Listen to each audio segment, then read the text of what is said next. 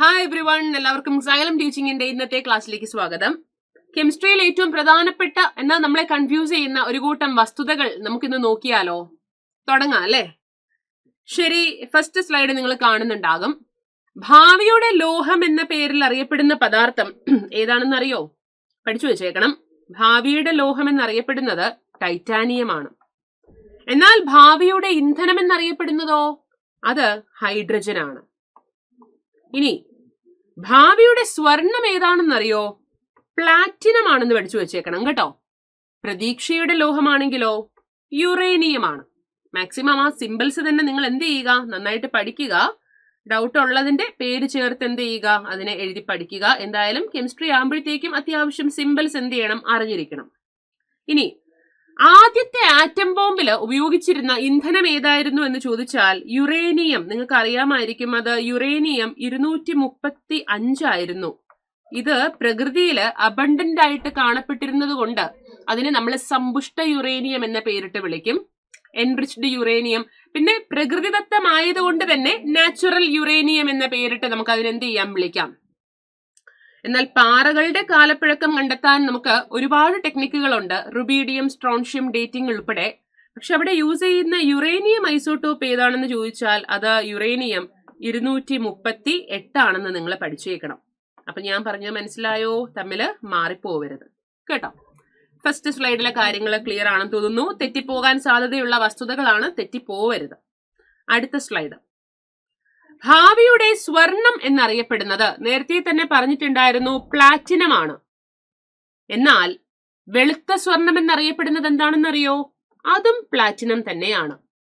കറുത്ത സ്വർണം എന്നറിയപ്പെടുന്ന പദാർത്ഥം ഏതാണെന്നറിയോ? കറുത്ത സ്വർണം, ബ്ലാക്ക് ഗോൾഡ്, അത് കോള് അല്ലെങ്കിൽ കൽക്കരി ആണെന്ന് നിങ്ങൾ പഠിച്ചേക്കണം. ചെറിയൊരു കാര്യമുണ്ടേ.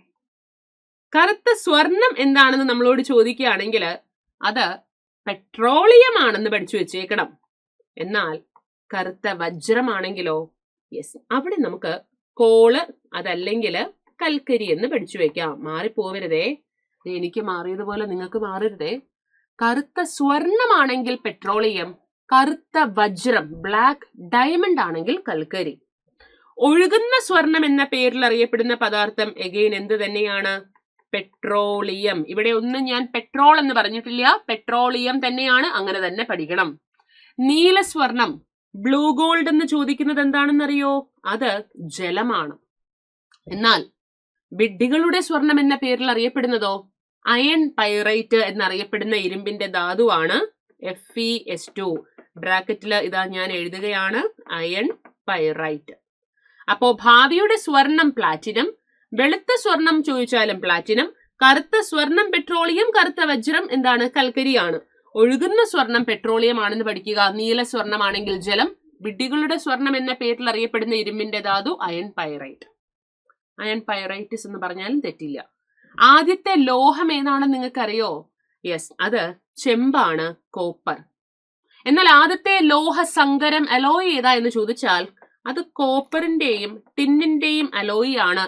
അതിന് നമ്മൾ വിളിക്കുന്ന പേര് ബ്രോൺസ് അല്ലെങ്കിൽ ഓട് അല്ലെങ്കിൽ വെങ്കലം എന്ന് പറയും കേട്ടോ. ബ്രോ, വെങ്കലവും എടുത്തുകൊണ്ട് ഓടിക്കോ, അതാണ് നമ്മുടെ കോഡ്. ആദ്യത്തെ കൃത്രിമ ലോഹം ഏതെന്ന് ചോദിച്ചാൽ ടെക്നീഷ്യം. അപ്പൊ ശ്രദ്ധിക്കണം, കറുത്തീയം എന്നറിയപ്പെടുന്നതും വെളുത്തീയം എന്നറിയപ്പെടുന്നതും പേര് പോലെ ഈയം തന്നെയാണ്. പക്ഷെ കറുത്തീയം ഏതെന്ന് ചോദിച്ചാൽ ലെഡ് ആണ്. ലാറ്റിൻ പേര് പ്ലംബം ആയതുകൊണ്ട് സിമ്പൽ PB. വെളുത്തീയം എന്ന് ചോദിച്ചാലോ അത് ടിന്നാണ്. ലാറ്റിൻ പേര് സ്റ്റാനം ആയതുകൊണ്ട് സിമ്പൽ SN. രണ്ടാമത്തെ സ്ലൈഡിൽ ഞാൻ പറഞ്ഞ കാര്യങ്ങൾ, ഈ പോയിന്റ്സ് പെട്ടെന്ന് നമുക്ക് തെറ്റിപ്പോകാൻ സാധ്യതയുള്ളതാണ്. ബട്ട് തെറ്റാതെ എന്ത് ചെയ്യണം, പഠിച്ചേക്കണം. ക്ലിയർ അല്ലേ? അടുത്തത് ഹാർഡ് കോൾ അല്ലെങ്കിൽ ഹാർഡസ്റ്റ് കോൾ, ഈ പേരിൽ അറിയപ്പെടുന്ന പദാർത്ഥം ഏതാണ് എന്ന് നിങ്ങളോട് ചോദിക്കും. ഹാർഡസ്റ്റ് കോൾ എന്നറിയപ്പെടുന്ന പദാർത്ഥം ഏതാണെന്നറിയോ? യെസ്, അത് ആന്ത്രസൈറ്റ് ആണെന്ന് പഠിച്ചേക്കണം. കോളിൽ തന്നെ ഏറ്റവും കടുപ്പം കൂടിയത്. ബ്രൗൺ കോൾ എന്നറിയപ്പെടുന്ന പദാർത്ഥം നിങ്ങൾക്കറിയാം, നിങ്ങൾ പഠിച്ചിട്ടുണ്ട്, നമ്മൾ പഠിച്ചത് തന്നെയാണ്, ലിഗ്നൈറ്റ് ആണ്.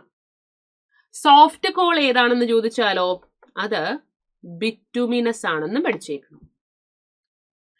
കുളിക്കുന്ന സോപ്പ്, ബാത്തിങ് സോപ്പിലെ പ്രധാന രാസസംയുക്തം ഏതാണെന്ന് ചോദിച്ചാൽ അതിലെ ലോഹമൂലകം പൊട്ടാസ്യം ആണ് ബാത്തിങ് സോപ്പ്.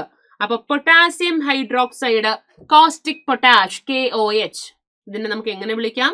പൊട്ടാസ്യം ഹൈഡ്രോക്സൈഡ് അതല്ലെങ്കിൽ കോസ്റ്റിക് പൊട്ടാഷ്. എന്നാൽ വാഷിംഗ് സോപ്പ്, അലക്ക് സോപ്പിലെ രാസസംയുക്തം ഏതെന്ന് ചോദിച്ചാലോ അത് NaOH ആണ്, സോഡിയം ഹൈഡ്രോക്സൈഡ്, അല്ലെങ്കിൽ നമുക്ക് അതിനെ വിശേഷിപ്പിക്കാം കാസ്റ്റിക് സോഡ. അപ്പോ കുളിക്കുന്ന സോപ്പ്, അതായത് ബാത്തിങ് സോപ്പിൽ അടങ്ങിയിരിക്കുന്ന ലോഹമൂലകം ഏതാണെന്ന് നമ്മളോട് ചോദിച്ചാൽ അതിന്റെ ഉത്തരം പൊട്ടാസ്യം ആണ്. അലക്കുന്ന സോപ്പ്, വാഷിംഗ് സോപ്പിൽ അടങ്ങിയിരിക്കുന്ന ലോഹമൂലകം ഏതെന്ന് ചോദിച്ചാൽ സോഡിയം ആണ്. ഇനി പ്ലാസ്റ്റിക് ലയിക്കുന്ന പദാർത്ഥം ഏതാണ് എന്ന് നിങ്ങൾക്കെല്ലാം അറിയോ? പ്ലാസ്റ്റിക്കിനെ ലയിപ്പിക്കാൻ കഴിവുള്ള ആ പദാർത്ഥത്തിന്റെ പേരാണ് ക്ലോറോഫോം. എന്നാൽ പ്ലാസ്റ്റിക് കത്തിക്കാൻ പാടില്ല എന്ന് പറയൂ അല്ലേ? പ്ലാസ്റ്റിക് കത്തിച്ചാൽ ഉണ്ടാകുന്ന വിഷവാതകം ഏതാണെന്ന് നമ്മളോട് ചോദിച്ചാൽ ഞാൻ അവിടെ എഴുതാം, നിങ്ങൾക്ക് കാണാൻ കഴിയുന്നുണ്ടെന്ന് കരുതുന്നു. യെസ്, ഡയോക്സിൻ ആണ്. ഇതും മാറിപ്പോവരുത്. അപ്പൊ ദേ നോക്കൂ, നമ്മൾ 3 സ്ലൈഡിലെ കാര്യങ്ങളാണ് ഇപ്പൊ പഠിച്ചത്.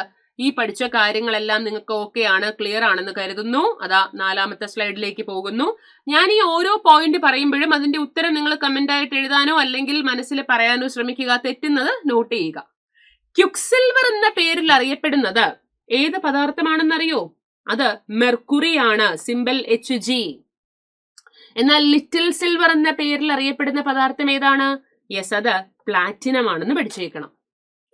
കെലാമിൻ എന്ന് പറയുന്ന അയിര് ഏത് ലോഹത്തിൻ്റെതാണെന്ന് ചോദിച്ചാൽ സിങ്കിൻ്റെതാണ് കേട്ടോ. പക്ഷേ കെലോമൽ എന്ന് പറയുന്ന അയിര് ഏത് ലോഹത്തിൻ്റെതാണ്? മെർക്കുറിയുടേതാണ്. അതുപോലെ കാസ്റ്റിക് സോഡ നേരത്തെ പറഞ്ഞു, രാസപരമായിട്ട് സോഡിയം ഹൈഡ്രോക്സൈഡ് NaOH ആണെങ്കിൽ കാസ്റ്റിക് പൊട്ടാഷ് രാസപരമായിട്ട് KOH അല്ലെങ്കിൽ പൊട്ടാസ്യം ഹൈഡ്രോക്സൈഡ്. അലക്കുകാരം അഥവാ വാഷിംഗ് സോഡ രാസപരമായിട്ട് സോഡിയം കാർബണേറ്റ് Na2CO3 ആണെങ്കിൽ അപ്പക്കാരം ബേക്കിംഗ് സോഡ രാസപരമായിട്ട് NaHCO3. ഇവിടെ നമ്മൾ HCO3 വന്നതുകൊണ്ട് ബൈകാർബണേറ്റ്, സോഡിയം ബൈകാർബണേറ്റ് എന്നും, ആദ്യത്തെ കേസില് CO3 മാത്രമായതുകൊണ്ട് കാർബണേറ്റ് എന്നും പറയും. ആ 2 കേസും മാറിപ്പോവരുത്. അപ്പോൾ ഈ സ്ലൈഡും നിങ്ങൾക്ക് എല്ലാവർക്കും ഓക്കെ ആണ്, ക്ലിയർ ആണെന്ന് കരുതുന്നു. നമുക്ക് അടുത്തതിലോട്ട് പോവാം. ഏറ്റവും ലഘുവായ ആറ്റം ഏത് എന്നാണ് ചോദിച്ചേക്കുന്നത്. ഏറ്റവും ലഘുവായ ആറ്റം എന്നതുകൊണ്ട് ഉദ്ദേശിക്കുന്നത് ഭാരം കുറഞ്ഞത്, സിംപ്ലസ്റ്റ്, ലൈറ്റസ്റ്റ്, അത് ഹൈഡ്രജൻ ആണെന്ന് നിങ്ങൾ പഠിച്ചു വെച്ചേക്കണം. എന്നാൽ ഏറ്റവും ചെറിയ ആറ്റം ഏത്? അതായത് വലുപ്പത്തിന്റെ അടിസ്ഥാനത്തിൽ ഏറ്റവും ചെറുത്, അങ്ങനെ ചോദിക്കുവാണെങ്കിലോ അത് ഹീലിയം. ഹീലിയത്തിന്റെ സിംബൽ He ആണെന്നും ഹൈഡ്രജന്റെ സിംബൽ H ആണെന്നും നിങ്ങൾക്ക് എല്ലാവർക്കും അറിയാം. കണ്ടോ, വലുപ്പത്തിന്റെ അടിസ്ഥാനത്തിൽ ചെറിയ ആറ്റം ഏതെന്ന് ചോദിച്ചാൽ ഹീലിയം, ഭാരത്തിന്റെ അടിസ്ഥാനത്തിൽ ചെറിയ ആറ്റം ഹൈഡ്രജൻ. അപ്പൊ ഏറ്റവും ചെറിയ, ഏറ്റവും ഭാരം കുറഞ്ഞ എങ്ങനെ കാണുമ്പോൾ ചാടി വീണ് ഹൈഡ്രജനും ഹീലിയവും ഓപ്ഷൻ സി എന്ന് എഴുതരുത്. ക്വസ്റ്റ്യൻ മുഴുവനായിട്ട് വായിച്ചിട്ട് എഴുതാൻ പാടുള്ളൂ. കാരണം നമ്മുടെ ക്വസ്റ്റ്യൻ പേപ്പറിനകത്ത് വേറെ അതിന്റെ എൻഡിങ് എങ്ങനെയാണെന്ന് നോക്കണം. 4 ഓപ്ഷൻസും ശ്രദ്ധിക്കണം. ഏറ്റവും ലഘുവായ ലോഹം എന്നാണ് ചോദിച്ചിരിക്കുന്നതെങ്കിൽ അത് ലിഥിയം ആണെന്ന് പഠിച്ചു വെക്കുക. ഏറ്റവും ചെറിയ ആറ്റമുള്ള ലോഹം എന്നാണ് ചോദിച്ചിരിക്കുന്നതെങ്കിൽ ബെറിലിയം പഠിക്കുക, മാറിപ്പോകരുത്. ഇനി കടുപ്പം ഏറ്റവും കൂടിയ ലോഹം, അതായത് ഹാർഡസ്റ്റ് മെറ്റൽ ഏതാ എന്ന് ചോദിക്കാം. ഉത്തരം ഏതാണെന്നറിയോ? അത് ക്രോമിയമാണ് കേട്ടോ. എന്നാൽ നമ്മുടെ ഭൂമിയിൽ കിട്ടാവുന്നതില് ഏറ്റവും കടുപ്പം കൂടിയ ധാതു ഏത്, മിനറൽ ഏതാ എന്ന് നമ്മളോട് ചോദിക്കാം. അതിന്റെ ഉത്തരം എന്താ? അത് ഡയമണ്ട് അല്ലെങ്കിൽ വജ്രമാണെന്ന് പഠിച്ചേക്കണം. ഈ സ്ലൈഡില് നമ്മൾ നോക്കിയ കാര്യങ്ങൾ, ഇതുവരെ നമ്മൾ പഠിച്ച കാര്യങ്ങൾ എല്ലാവർക്കും ഓക്കെ ആണ്, ക്ലിയർ ആണെന്ന് കരുതുന്നു. നമുക്ക് അടുത്ത പേജിലേക്ക് പോയാലോ? പോവാല്ലേ? യെസ്. സമ്പർക്ക പ്രക്രിയ. സൾഫ്യൂരിക് ആസിഡ് വ്യാവസായികമായിട്ട് നിർമ്മിക്കുന്ന പ്രോസസ്സിന്റെ പേരാണ് കോണ്ടാക്ട് പ്രോസസ് അല്ലെങ്കിൽ സമ്പർക്ക പ്രക്രിയ. അതിൽ ഉപയോഗിക്കുന്ന ഉൽപ്രേരകം ഏതെന്ന് ചോദിച്ചാൽ അത് V2O5 അല്ലെങ്കിൽ വനേഡിയം പെന്റോക്സൈഡ്. കാണാമല്ലോ? യെസ്. കടൽ വെള്ളരി, സീ കുക്കുംബറിൽ അടങ്ങിയിരിക്കുന്ന മെറ്റൽ ഏത്, ലോഹം ഏത് എന്ന് നമ്മളോട് ചോദിക്കുവാണെങ്കിൽ അത് വനേഡിയം എന്ന് മാത്രം പഠിച്ചു വെച്ചാൽ മതി. എന്നാൽ കടൽ പായലുകളിൽ സമൃദ്ധമായി കാണപ്പെടുന്ന മൂലകം ഏത് എന്ന് ചോദിച്ചാലോ അയോഡിൻ ആണെന്ന് പഠിച്ചു വെക്കണം. 3 മാറിപ്പോവരുത്.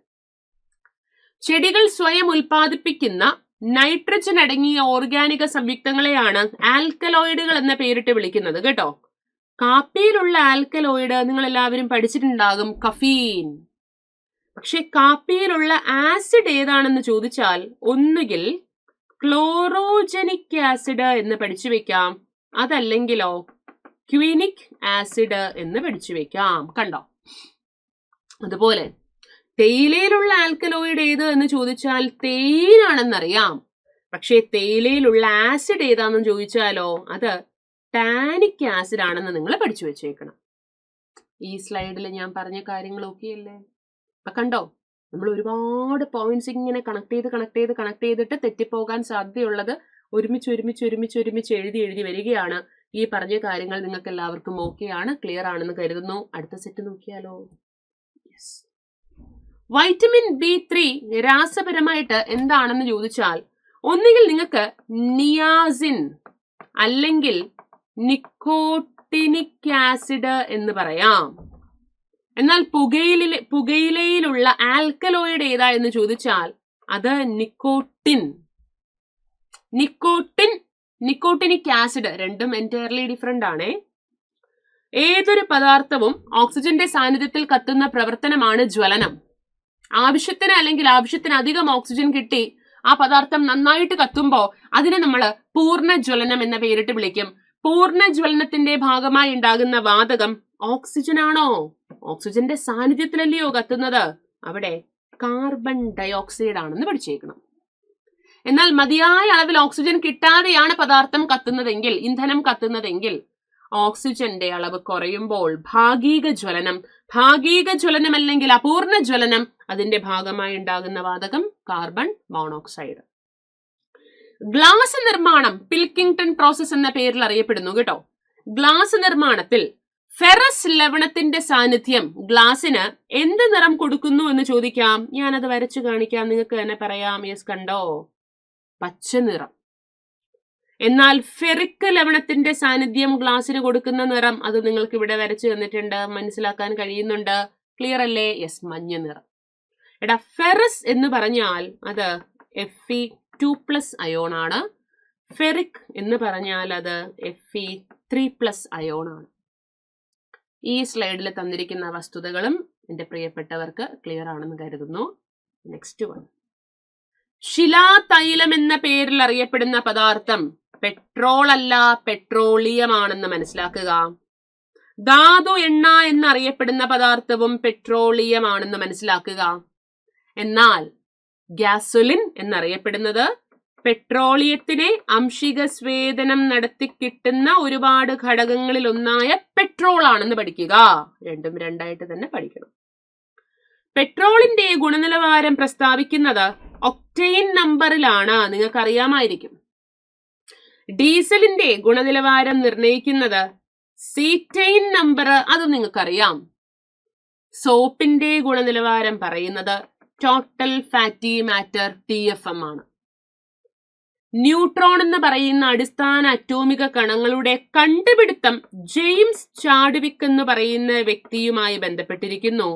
എന്നാൽ ആറ്റത്തില് ചാർജ് ഇല്ലാത്ത കണങ്ങളുടെ സാന്നിധ്യം ആദ്യമായിട്ട് പ്രെഡിക്റ്റ് ചെയ്തത് അല്ലെങ്കിൽ പ്രവചിച്ചത് ആരാണെന്ന് ചോദിച്ചാൽ അത് ഏണസ്റ്റ് റുദർഫോർഡ് ആണെന്ന് പഠിച്ചേക്കണം. അപ്പൊ ഒരു കൂട്ടം വസ്തുതകൾ നമ്മൾ ഇന്ന് ക്ലാസ്സിൽ നോക്കിയില്ലേ? ദേ ഇത്രയും കാര്യങ്ങള്, ഈ നോക്കിപ്പോയ വസ്തുതകളൊക്കെ എല്ലാവർക്കും ഓക്കെ ആണ്, ക്ലിയർ ആണ് എന്ന് ഞാൻ കരുതുന്നു.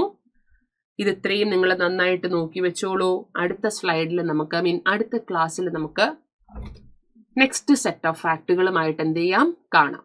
കെമിസ്ട്രിയിൽ മാത്രമല്ല, ഇതുപോലെ ഫിസിക്സിലും ഉണ്ട്. നമുക്കിനി മിക്സ് ചെയ്തിട്ട് കെമിസ്ട്രിയിലെയും ഫിസിക്സിലെയും പോയിന്റ്സ് ഒരുപോലെ എടുത്തിട്ട് ഫിസിക്കൽ സയൻസിലെ ഒരു കൂട്ടം ഇതുവരെ നോക്കാത്ത വസ്തുതകളുമായിട്ട് നമുക്ക് അടുത്ത ക്ലാസ്സിൽ വീണ്ടും കാണാം. Thank you my dears.